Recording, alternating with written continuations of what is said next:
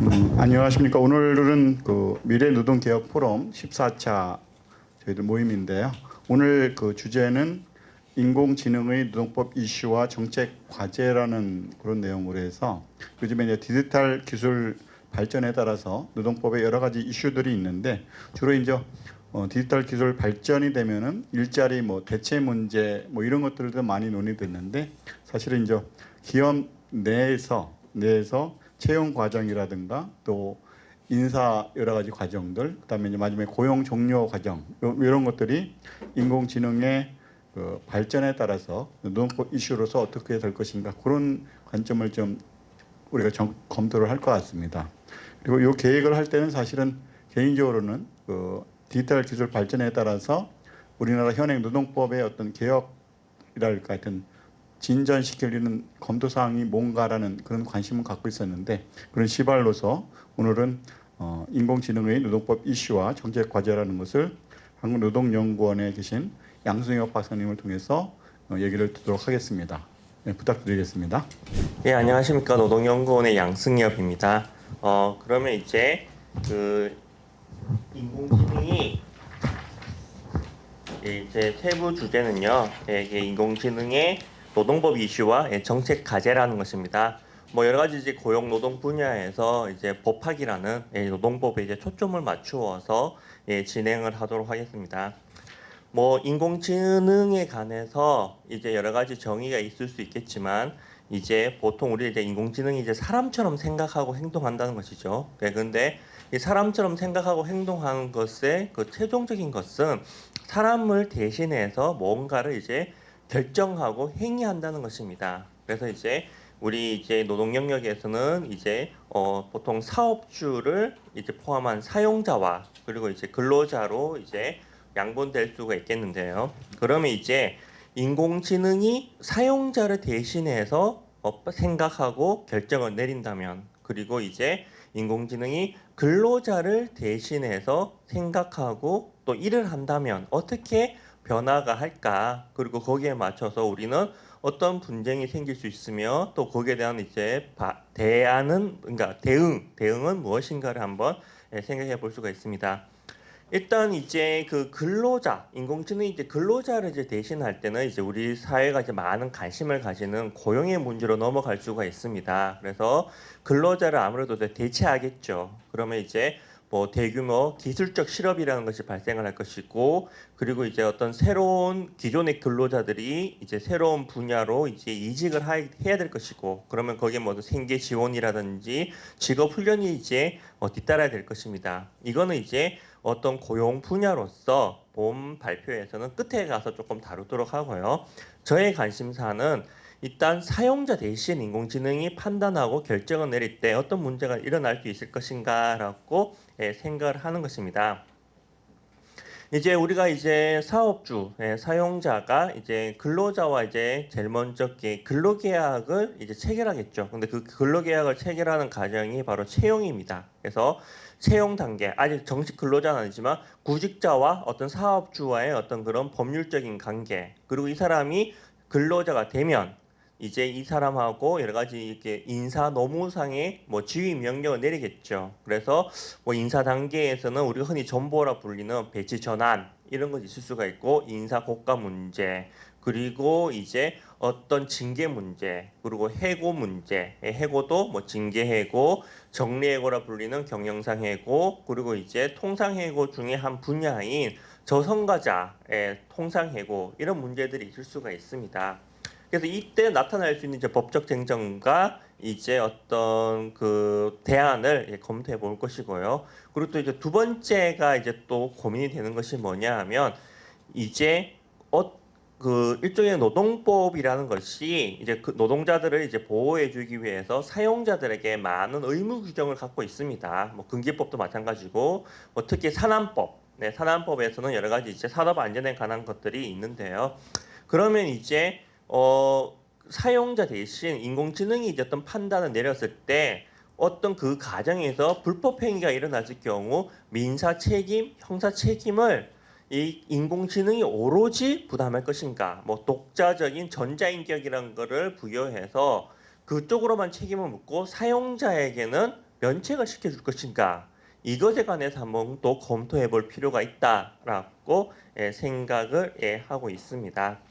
그러면 이제 그 주로 이제 그 채용 특히 이제 채용에서 이제 또 많이 이제 문제가 되고 있는 거 이제 그래서 이제 저는 이제 발표를 채용 단계, 인사 노무 단계, 그리고 이제 끝에 가서 뭐 어떤 법적인 책임 단계, 그리고 이제 마지막으로 뭐 어떤 고용 문제를 한번 검토해 볼 텐데요. 이 단계 모두 이제 차별 문제가 이제 들어가고 있습니다. 그래서 이제 인공지능에 관해서 이제 많은 사람들이 이제 걱정하시는 바가 뭐냐 하면 아니 기대하는 바는 뭐냐면 인공지능은 어떤 사람의 주관성이 없기 때문에 굉장히 공정하고 타당하게 이제 평가를 내려줄 것이다라고 기대하는 반면 이제 속속들이 이제 드러나고 있는 것이 인공지능이 이제 편견도 편견도 학습하기 때문에 이제 어떤 차별적인 처분을 할 수도 있다라는 두려움이 있습니다. 그래서 공정성이라는 기대와 동시에 나 차별받으면 어떡하지? 인공지능이 정말 사람과하고 별바 다를 게 없구나라는 두려움 이 두 가지가 이제 모두 공존할 수 있다는 그런 이중적인 양면적인 성격을 갖고 있기 때문에 이 차별 문제도 한번 동시에 이제 한번 생각해 볼 수 있을 것 같습니다. 그러면 이제 본격적으로 이제 채용 단계로 한번 들어가 보도록 하겠습니다. 그래서 채용에는 우리 현행 법률상 채용 이제 민감한 게 이제 차별하지 말라는 이제 그런 법규들이 많습니다. 그래서 뭐 채용 절차법에서는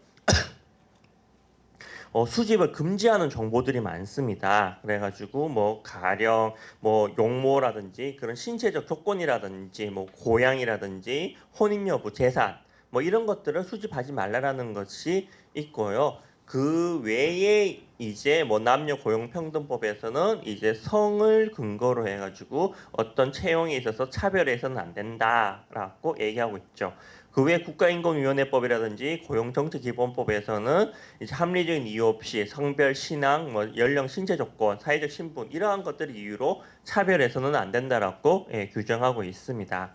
그런데 정말 인공지능이 이런 것을 기준으로 판단을 해서 차별을 할 것인가?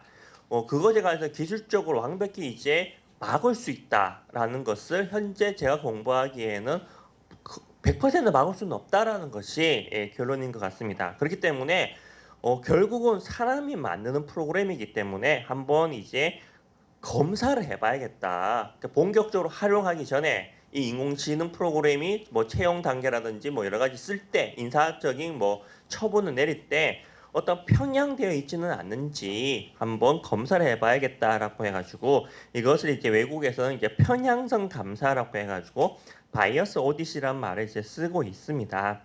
그래서 이제 구인 기업은 일단 채용에 좀 집중을 해서 구인 기업은 인공지능 프로그램을 독자적으로 개발하는 경우는 잘 없고요. 많은 경우 대부분 이 개발회사로부터 그 프로그램을 구입하고 이제 커스터마이즈라고 해가지고 자기들이 원하는 인재상에 맞춰서 조금씩 옵션을 조정하는데 이런 뭐 프로그램을 이제 구입하거나 활용할 때에는 이러한 평양 그 알고리즘을 검토해서 어떤 평양성이 있는지 없는지를 한번 살펴보는 평양성 감사라는 것을 한번 해볼 필요가 있다. 그래서 그것을 주기적으로 해서 이제 뭐 홈페이지라든지 그런 거에 이제 올리는 거죠. 그래서 우리 인공지능 채용 프로그램은 일단 차별성을 이제 배제하고 있습니다라는 것을 스스로 확인할 의무가 있다는 것입니다. 뭐 이러한 것들은 해외 이제 사례도 있습니다. 그래서 뉴욕시 같은 경우는 자동화된 고용 결정 도구 뭐 이런 것이 이제 어떤 채용이라든지 승진 같은 걸 결정할 때에는 이제 1년 이내에 평양성 감사를 이제 받아야 된다라는 그런 규정을 이제 하고 있습니다. 그럼 요 전까지가 이제 바로 이제 채용 전에 이제 구인 기업들이 사용자가 이제 갖춰야 할 바라면 이제 인공지능 채용 과정에 있어서 이제 무엇이 이제 필요한가를 보겠습니다. 그래서 이제 그 저희 노동연구원이 8월달에 1,055명을 청년 구직자를 대상으로 이제 설문조사를 한 바가 있습니다. 그리고 이제 FGI라고 해가지고 집단 면접도 실행을 하였는데요. 거기서 이제 많은 이제 청년 구직자들이 답답해하는 것이 인공지능 채용 과정에 있어서 어떤 판단 기준이라든지 뭐 더 편하게 말씀드리면 채점 기준이겠죠. 무엇을 채점 기준으로 하는지 뭘 모르겠다. 예, 불투명성이죠. 예, 불투명성이 너무 많다. 그러다 보니까 가령 이제 인공지능에 의한 하사 면접에 관해서는 뭐 밝은색 옷을 입어라, 뭐 머리를 묶어서 단정히 하라라는 등 이런 식의 어떻게 보면 확인되지 않은 정보들이 이제 많이 나돌고 있습니다. 그래서 인공지능 채용 과정에 있어서 이것을 조금 과정을 이제 투명하게 해야겠다 하기 위해서는 이제 구인 기업이 우리는 이러이러한 것을 채점 기준으로 굉장히 많이 밝힐 필요는 없습니다. 뭐 알고리즘을 뭐 공개한다든지 아니면 정말 세부적인 점수 항목까지는 밝히시 그것이 그들의 어떤 뭐 영업 비밀이라든지 아니면 노하우라든지 아니면 그 채용의 공정성을 해칠 수 있다든지 여러 가지 이유로 이제 들고 있는데 그 정도 단계까지는 아니라도 그 어떠한 그 채점의 방향이라든지 채점의 척도라든지 이런 것들을 해서 부지작들이 내가 어떻게 평가받고 있구나 또는 내가 무엇을 준비 정도는 해야겠구나라는 것을 이제 알 수 있을 정도는 해야 한다라고 생각을 하고 있습니다. 그리고 이제 그 대전제로 이제 당연히 어떤 개인정보 보호와 그리고 이제 어떤 기계에 대한 사람의 소외를 막기 위해서는 내가 이제 인공지능 채용 과정을 동의한다는 이제 자기 결정권을 이제 먼저 받아야겠죠. 예, 그것을 받은 다음에 이제 구인 기업은 그 근로자 구직자 입장에서는 알 권리고 예, 구인 기업 입장에서는 이제 고지 의무라고 볼 수가 있겠죠. 예, 고지를 할 의무가 있다라고 볼 수가 있습니다. 뭐 참고로 개인정보보호법이 이제 작년에 이제 개정이 되었는데요. 거기에는 이제 자동화된 그 결정이라고 해가지고 이거의 대표적인 것이 인공지능입니다. 자동 사용 개인정보 처리자 사업주겠죠. 이런 사업주가 자동화된 결정 시스템 즉 이제 인공지능을 이제 활용할 때에는 그 사람에게 알려줘야 한다. 그리고 여러 가지 설명을 해줘야 한다라는 것을 규정을 하고 있습니다. 그러면 이제 그런데 이제 그 기업 측에서는 이런 걸 궁금해 하더라고요. 만약에 이제 인공지능 채용에 있어서 만약 구직자가 나는 이제 이런 인공지능 채용 과정을 거부하겠다. 난 동의할 수가 없다라고 할 경우 별도의 그러니까 기존의 사람이 주관하는 그런 채용 절차를 제공해야 되는 의무가 있느냐에 대해서 기업 쪽에서는 궁금해하는데 제 생각에서는 그러면 투트랙이 되잖아요. 그런데 이제 그러면 A 가정과 B 가정의 사람들 뽑아졌는데 이 두 가정에서 이제 뽑힌 사람들이 동일한 기준에서 판단된 것이 아니기 때문에 일종의 이제 형평성 시비가 붙을 수가 있습니다. 그렇기 때문에 저는 이런 인공지능 채용 과정에 부동의한다고 해서 별도의 사람이 주관하는 채용 절차는 제공할 필요가 없다고 생각이 됩니다. 하지만 인공지능 시스템, 그 기기를 이용할 수 없는 뭐 시각 장애인이라든지 그런 불가피한 경우에는 이제 별도의 채용 과정을 한번 준비해 보는 것도 공고할 수가 있겠다라고 생각을 할 수가 있습니다. 그런데 이제 그 개인정보보호법은 이제 이러한 구인 기업의 설명이나 뭐 그런 의무에 있어서 한 가지 이제 단서를 달고 있습니다. 완전히 자동화된 결정이기 때문에 이제 사람이 개입을 하면 이러한 뭐 설명 의무가 좀 제외될 수가 있습니다. 예, 그렇기 때문에 이제 만약에 사람이 조금이라도 개입을 해서 이제 그 어떤 개인정보 보호법이 요구하는 뭐 설명 의무 등을 이제 벗어날 수 있다면 근데 이게 또 너무 나 잠깐만 했어 잠깐 검토했어 라는 식으로 해가지고 그런 의무 법적인 의무에서 벗어나는 것도 안 되기 때문에 개인정보보호위원회 가이드라인은 이제 이러한 사람이 검토해서 완전히 자동화된 결정에서 벗어나려면 결정권자, 그 권한을 갖고 있는 사람의 실질적인 개입이라고 불러서 그런 의사결정에 영향을 미칠 수 있는 검토가 필요하다라고 우리가 이제 얘기하고 있습니다. 그러면 이제 뭐 인공지능의 예, 죄송합니다. 자, 인공지능이 이제 채용 과정에 있어서 이제 또 생각해 볼 수 있는 것이 이런 뭐 어떤 공정성의 입장에서 이게 투명성의 입장에서 뭐 알 권리 그리고 이제 공정성의 입장에서 제가 이제 어떤 차별을 배제하기 위해 가지고 뭐 앞에서 말씀드린 평양성 감사 이런 걸 말씀드렸고 그럼 이제 내가 제대로 평가받았는가에 대한 이제 타당성의 문제로 들어갈 수가 있는데 이 타당성의 관점에서는 피드백 구직자들이 내가 왜 떨어졌는지를 되게 알고 싶어하고 또 과거에는 그 수많은 대상을 구직자를 대상으로 해가지고 당신이 왜 떨어졌습니다라는 것을 피드백을 해줄 그 기술적인 그 조건이 안 되었습니다. 하지만 이제 인공지능은 이제 그 시스템화가 되어 있기 때문에 계량화가 되어 있기 때문에 대량으로 구직자들에게 뭐 어떤 대략적인 피드백은 줄 수가 있기 때문에 이런 피드백을 이제 주는 것도 한번 검토해 보는 것이 어떤 채용 절차의 공정성과 투명성, 타당성을 확보하는데 더 좋지 않을까라고 생각을 하고 있습니다.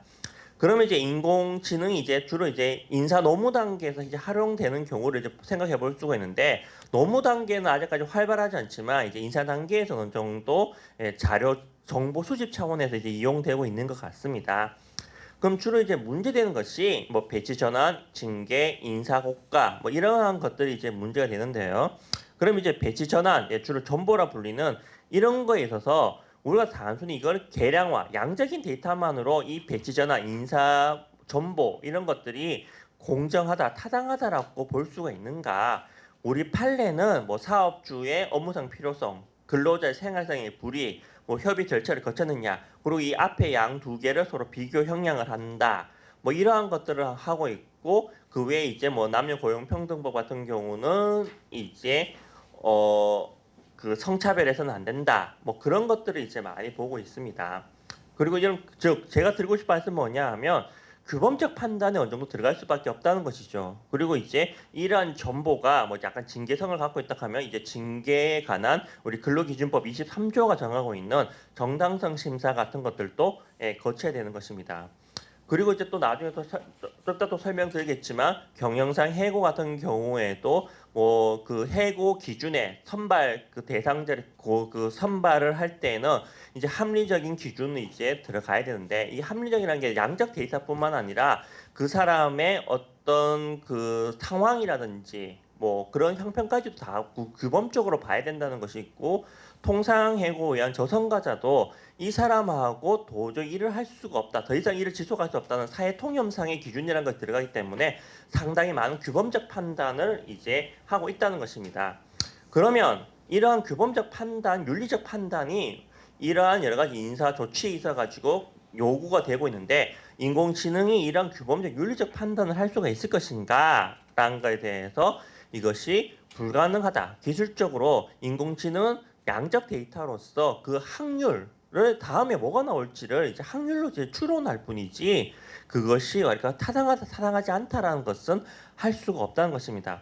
가령 이제 제가 이제 판례를 이제 자료에서 들고 온 것이 16년 동안 이제 열심히 근무한 근로자가 있는데 자진해서 명절날에 이제 그 자진해서 이제 뭐 당직 같은 거 야간 근무를 하다가 그냥 밖에서 술 한잔 먹고 안에 들어와서 취침을 했는데 이거에 관해서 해고를 했습니다. 징계 해고를 했는데 뭐 규정을 찾아보면 나오겠죠. 하지만 이 사람에게 여러 가지 징계의 양형 중에서 해고가 끝판왕이라 부를 수 있는 해고까지 하는 것이 이제 규범적으로 정당한가라고 했을 때 우리 대법원은 너무 심하다. 이건 부당해고다라는 그런 판결을 내렸는데 인공지능이 이런 것을 할 수 있을까? 도덕적 추론이라든지 어떤 공감이라든지 상황별 가치적인 판단을 할 수가 없다는 것이 제가 공부한 바입니다.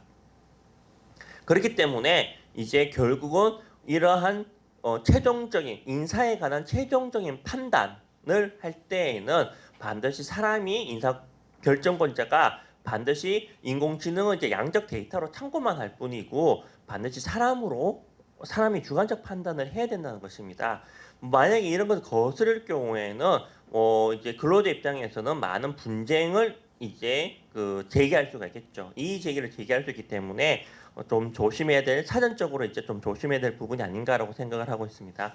그러면 이제 인공지능이 이제 민형사 책임 문제에 이제 들어가서 이제 뭐 민사상으로 이제 많은 문제가 되는 것이 뭐 산재보험법이 커버해주지 않는 그 이상의 손해가 해서 어떤 이제 그 가시를 인정할 수 있을 경우 추가적인 이제 민사상 손해배상을 받을 수가 있는데, 그럼 이제 인공지능이 이제 그러한 이제 지휘 명령을 내렸다가 이제 근로자가 이제 산재를 당했을 경우 인공지능이 어떻게 배상할 수 있을 것인가, 이런 것이 이제 문제가 될 것이죠. 그래가지고 이런 민사 형사적인 책임 때문에 전자인격을 부여하자라는 그런 입법안도 이제 나오고 있는데, 제 생각에는 이렇게 될 경우에는 이제 사용자가 너무나 손쉽게 회피할 수 있는 우회로가 생길 것 같습니다. 그래서 나 내 책임 아니야, 인공지능이 다 시킨 거야, 나는 뭐 전혀 어떤 책임을 질 필요가 없어라고 한다면 근로자들을 이제 열악한 근로 환경에서 보호하겠다는 노동법의 취지가, 입법 취지가 망가지기 때문에 저는 이 경우 민사에 관해서는 이제 연대 책임, 물론 연대 책임도 뭐 당연히 그 사업주가 도저히 예상할 수 없는 뭐 그런 천재지변에게 가까운 뭐 그런 거라 그런다면 뭐 안 되겠죠. 재정물 책임법도 면책 사유가 있으니까요. 아주 극히 예외적인 면책 사유를 두더라도 이제 어떤 연대 책임을 규정하는 것을 이제 생각해 볼 수가 있습니다. 노동법상의 이제 형별 규정도 이제 이 이론상 어떤 범죄 능력이라든지 수용 능력, 형별 능력이 있기 때문에 이제 뭐 그것을 파기한다, 이게 리셋시켜 버리는 것이죠. 그런 형별이 가능하지만 이제 그 인공지능의 형사 책임이 이제 그 사업주가 이제 면책되는 것이 돼서는 안 되기 때문에 양벌 규정 적용이라는 것이 필요하다라고 생각을 이제 하고 있습니다. 그럼 이상 이제 어떤 인공지능이 사용자를 이제 대신했을 때 생길 수 있는 뭐 채용, 인사, 노무 단계에서의 어떤 그런 쟁점과 어떤 대응 방안, 제가 드리고 싶은 대응 방안은 어떤 인간이 이제 규범적 심사를 개입을 해야 한다라고 이제 말씀을 이제 드리는 것이고요. 그리고 이제 양벌 규정이라든지 아니면 이제 연대 책임을 져야 한다라는 것입니다. 그러면 이제 마지막으로 이제 디지털 전환의 일어남에 따라서 이제 근로자들의 고용 정책을 이제 어떻게 할 것인가? 제가 앞에서 기술적 실업이라는 것을 말씀을 드렸는데요. 이런 기술적 실업에 관해서 이제 우리가 이제 그 작년에 새롭게 만든 법이 산업전환 고용안정법이라는 게 있습니다. 근데 이 산업전환 고용안정법은 아직까지 이제 시행령에서 구체적으로 어떤 정책으로서 이런 기술적 실업에 관한 뭐 이직 지원이라든지 생계 지원이라든지 또는 직업 훈련을 이제 지원을 하겠다라는 것이 정책적으로 구체적으로 나와 있지 않은 단계입니다. 따라서 이러한 것들을 조금 더 구체적으로 이제 할 수 있도록 정부가 빨리 시행령이나 시행규칙에서 그 어떤 대략적인 청사진을 만들고 이제 정책으로 이제 개발을 해야 한다는 것을 촉구할 수가 있을 것 같습니다. 뭐 간단히 이제 결론을 조금 요약을 하자면 뭐 인공지능 규범적 판단을 할 수 없고 내놓더라도 정당성 문제가 나올 수 있다는 점, 차별을 학습한다는 점, 그리고 인공지능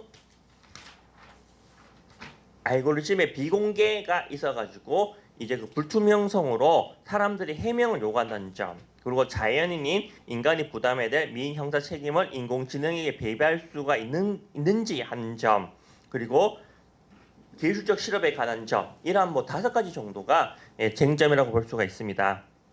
이거에 대한 방안으로서 다시 한번 정리하자면 어떤 정당성 심사 같은 인간의 실질적인 개입이 이제 들어가야 되는 것이고, 두 번째는 어떤 평양성 감사라든지 아니면 사후적으로도 이제 평가를 해보는 이런 영향 평가 같은 것들을 이제 한번 해볼 수가 있고, 많은 기업들이 이제 알고리즘 공개에 관해서 이제 두려워하고 있는데, 알고리즘을 공개를 요구하는 쪽하고 그것을 거부하는 쪽하고 알고리즘에 관한 그 개념이 조금씩 차이가 있는 것 같습니다. 뭐 거부하는 쪽은 코딩 같은 소스 코드를 다 개방하라는, 그러니까 공개하라는 소리냐라는 것을 받아들이고 있고, 아니다, 우리가 요구하는 쪽은 그냥 어떤 변수, 그것이 이제 우리 근로자들이나 뭐 구직자들의 어떤 그런 뭐 의무라든지 권리를 이제 이렇게 근로 환경을 좌지우지할 수 있는 그러한 어떤 변수를 이제 밝혀라 라는 정도로 이제 충돌하고 있는데요. 저는 이제 그 변수 정도는 뭐 공개를 하든지 아니면 최소한 보관을 열심히 하고 있어서 사후 분쟁이 발생했을 때는 이제 법원에서 그것에 관해서 어떤 정당성을 다툴 수 있을 정도로는 해놓아야 되겠다라고 생각을 이제 해 보았습니다. 그리고 이제 아까 민인 형사 책임을 이제 말씀드렸고요. 이제 마지막으로 디지털 전환에 따른 이제 구체적인 그 정책 수립을 다시 한번 빨리 구축을 해가지고 사전적으로 이제 혼란을나 아니면 어떤 그 생계에 관한 이제 불안을 겪고 있는 근로자들에게 실질적인 지원이 되었으면 좋겠다 생각을 하고 있습니다. 이상으로 제 발표를 마치도록 하겠습니다. 감사합니다.